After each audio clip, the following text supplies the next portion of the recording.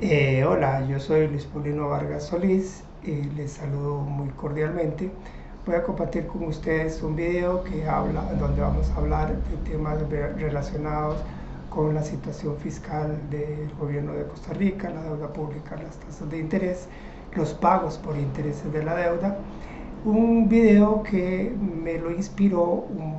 algo que escuché en un programa de radio, lo escuché muy de pasada, cuando una persona hablando de los voluminosos pagos por intereses de la deuda pública de Costa Rica estableció ciertas comparaciones entre Costa Rica y Grecia. Quiero partir de ahí. Primero, es importante, y cuando digo Grecia me estoy refiriendo obviamente a la Grecia de Europa, no al bello cantón alajuelense. Esa comparación entre Grecia y Costa Rica era muy habitual hace unos años atrás, ya ahora no se menciona tan frecuentemente, pero todavía sigue circulando y creo que hay ahí algunas cuestiones interesantes sobre las cuales vale la pena reflexionar. En realidad se trata de una comparación que debemos asumirla con suma cautela, porque en realidad hay diferencias muy significativas entre lo que fue el caso griego, la crisis griega, y lo que ha sido la situación de Costa Rica hasta el día de hoy.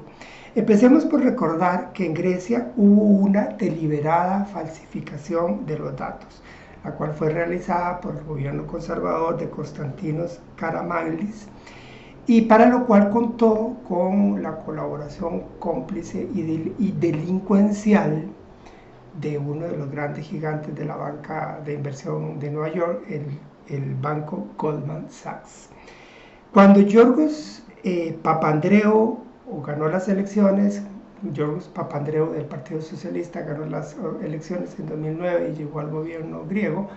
se dio cuenta de que los datos estaban falseados y hizo pública la realidad de la situación fiscal de Grecia y se supo entonces que el déficit fiscal no era un 3,7% del Producto Interno Bruto de Grecia, como mentirosamente había dicho el gobierno anterior, sino que era una cifra cercana al 13%.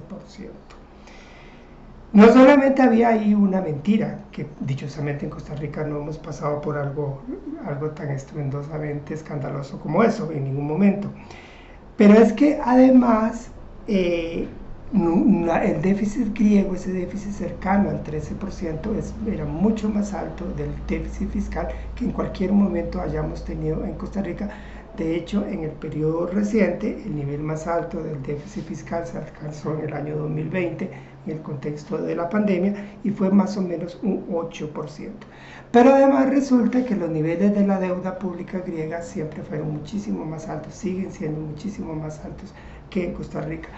Al momento de que se explotó la crisis griega allá por el año 2010, la deuda pública griega estaba en un nivel de entre 145 y 150% del Producto Interno Bruto de Grecia. Hoy, 13 años después de un largo periodo de mortificantes y destructivas políticas de austeridad, todavía hoy día la deuda en Grecia está por encima del 170%, o sea, más de 20 puntos por encima de lo que estaba al inicio de la crisis, lo cual da un testimonio elocuente del fracaso de las políticas de austeridad. En el caso nuestro, la deuda el año 2021 llegó a alcanzar alrededor de un 68% del PIB y en este momento está en los alrededor del 62-63% por ahí. Comparen eso con los datos de 145-150% del PIB al inicio de la crisis griega o 170% que se encuentra más o menos, que es el nivel en el que se encuentra aproximadamente en este momento. Pero hay una diferencia fundamental habitualmente menospreciada e incomprendida incluso por nuestros más reconocidos economistas. Y es el hecho de que, siendo parte de la zona euro, Grecia no poseía una moneda propia, no podía gestionar su propia moneda y dependía de las decisiones del Banco Central Europeo. Su deuda, expresada en euros, era por ello mismo muy vulnerable a los ataques especulativos por parte de los distintos inversores que participan en los mercados financieros internacionales, especialmente por parte de los llamados fondos de cobertura, cuyo negocio consiste básicamente en apostar a la quiebra, la ruina, el fracaso de empresas, inversores e incluso de países. El asunto es que en la cúspide de la crisis de la deuda pública europea, allá por julio de 2012, el entonces presidente del Banco Central Europeo, el señor Mario Draghi,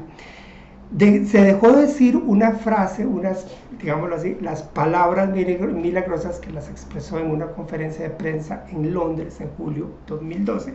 cuando Mario Draghi dijo lo siguiente: dentro de su mandato, el BCE, o sea, el Banco Central Europeo, está listo para hacer lo que sea necesario a fin de preservar el euro. Y créanme, será suficiente. Es discutible que realmente el Banco Central Europeo haya actuado dentro de su mandato, porque el Banco Central Europeo tiene una herencia proveniente del Bundesbank, o sea, del Banco Central Alemán, el cual históricamente ha sido un banco sumamente ortodoxo, sumamente conservador, y eso ha determinado que el mandato del Banco Central Europeo esté muy centrado en combatir la inflación y muy poco más que eso. De manera que de alguna manera en realidad lo que Draghi hizo con el Banco Central Europeo en aquel momento excedía el verdadero mandato asignado al Banco Central Europeo. Pero lo importante es que lo hizo, y al intervenir los mercados financieros, el Draghi y el Banco Central Europeo lograron impedir la quiebra, el desplome de la zona euro, el desplome del euro, la quiebra incluso de países de economías tan importantes, tan grandes como la economía de España. Impidió esa quiebra, pero no lograron impedir, no se impidió que se aplicaran las políticas, las draconianas políticas de austeridad que se aplicaron en Europa durante años,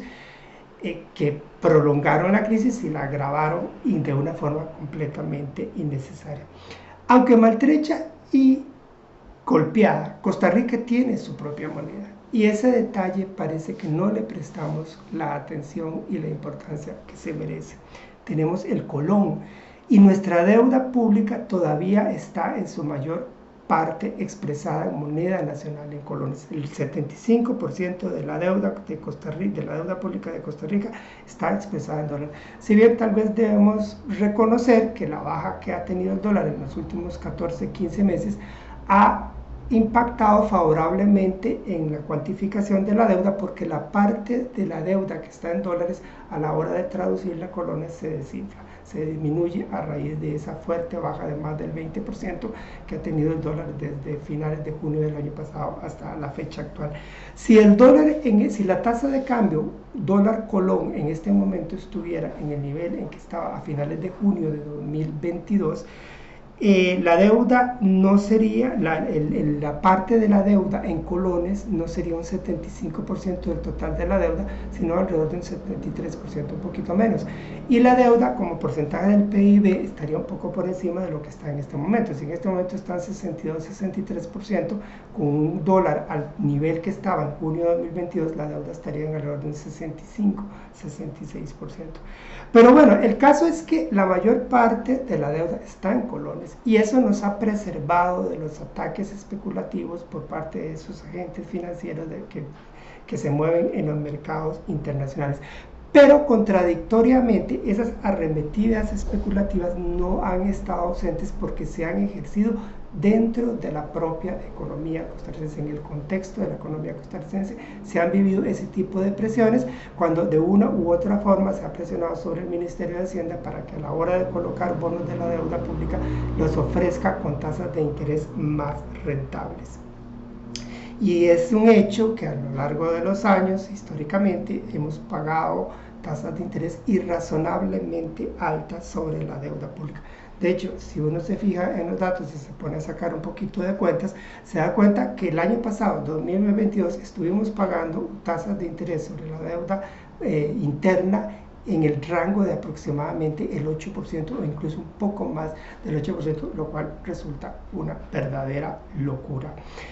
Y eso se manifiesta entonces en pagos por intereses que son realmente astronómicos, son monstruosos, completamente irrazonables.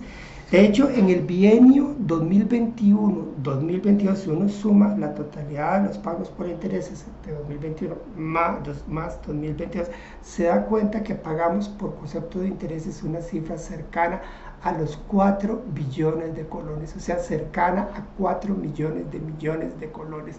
Eso excede en un 50% el presupuesto total para educación que estamos dedicando en este momento anualmente a este rubro importantísimo, fundamental para el futuro de Costa Rica, que es la educación. Pero también excede en más de un 40% el total de la deuda del Estado con la Caja Costarricense del Seguro Social. Una deuda que el gobierno de don Rodrigo Chávez se ha negado ni siquiera a reconocer. Y sin embargo, y mientras tanto, sí estamos pagando este disparate de dinero en intereses. Ahora, por otro lado, desde hace varios años, ya desde el gobierno de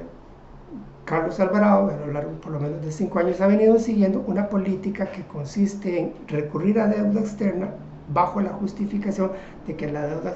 externa viene con tasas de interés más bajas y eso permite reducir los pagos por intereses. Los datos lo que nos muestran es que esa política ha fracasado. Ya llevamos 4 o 5 años tratando de recurrir a deuda externa, como justificado diciendo que eso nos va a permitir reducir los pagos por intereses, y los datos nos dicen con absoluta claridad que no se está logrando, que los pagos por intereses siguen siendo monstruosamente altos. Y entre tanto, y paradójicamente, funcionamos con base en un dogma que está bien establecido y pareciera ser irrompible, según el cual el Banco Central no puede intervenir y colaborar con el Ministerio de Hacienda, establecer alguna forma de coordinación y colaboración con el Ministerio de Hacienda para amortiguar esas presiones especulativas que obligan al Ministerio de Hacienda a ofrecer tasas de interés más altas y hacer que entonces las tasas bajen y amortiguar, atenuar un poco, siquiera un poco, los excesivos pagos por intereses que estamos realizando. Obviamente, cuando hago referencia a lo del Banco Central, no estoy diciendo que eso es lo único que debería hacerse. Hay otras cosas que deberían hacerse también, pero esta es una herramienta importante a la cual deberíamos recurrir: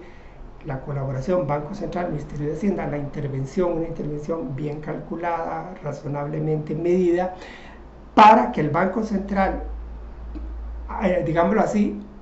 domestique esas presiones especulativas que se dan a lo interno de la economía costarricense y haga bajar las tasas de interés que se pagan sobre la deuda pública. Aquí vale la pena recordar lo que yo mencioné anteriormente en relación con Mario Draghi, el Banco Central Europeo, y la crisis de la deuda europea. Cuando el Banco Central Europeo decidió intervenir,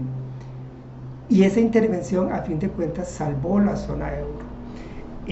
porque de otra manera la zona euro habría implosionado. No se trata de establecer comparaciones antojadizas, yo lo advertí al inicio, no podemos comparar Grecia con Costa Rica, esa es una comparación que hay que hacer en todo caso con mucha cautela. También en este caso, el Banco Central Europeo no es el Banco Central de Costa Rica, la situación actual en Costa Rica no es la situación de la zona euro en aquel momento.